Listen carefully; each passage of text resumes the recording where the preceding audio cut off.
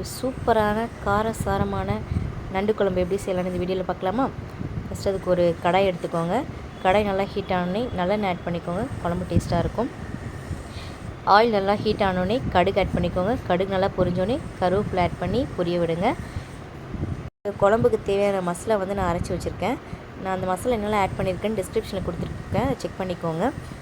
Masala add பண்ணி ஒரு கிண்டிட்டு நெக்ஸ்ட்டு உடனே நண்டை ஆட் பண்ணிடுங்க.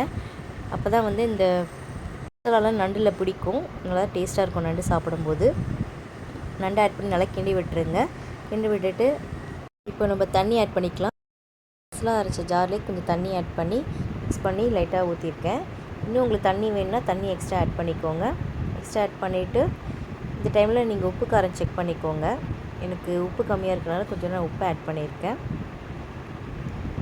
நல்லா குழம்பு கொதிக்க விட்டோம். கொதிக்கும்போது ஒரு மூடி போட்டு மூடி விட்டுருங்க. மூடி போட்டு ஒரு 15 to 20 மினிட்ஸ் குழம்பு நல்லா கொதிக்க விட்டிங்கன்னா நம்ம எண்ணெய் பிரிஞ்சு வரும். இந்த ஸ்டேஜில் ஒரு ஸ்பூன் இல்லை 1.5 ஸ்பூன் மிளகுத்தூள் ஆட் பண்ணிக்கோங்க. நல்லா கொதித்து வரும்போது கொத்தமல்லி தழை தூவி இறக்குனிங்கன்னா நம்மளுடைய சூப்பரான நண்டு குழம்பு ரெடி. இந்த வீடியோ உங்களுக்கு பிடிச்சிருந்ததுன்னா லைக் பண்ணுங்கள், கமெண்ட் பண்ணுங்கள், ஷேர் பண்ணுங்கள், நிறைய சப்ஸ்கிரைப் பண்ணுங்கள். இன்னொரு வீடியோ உங்களை பார்க்கலாம். அது வரைக்கும் பாய்.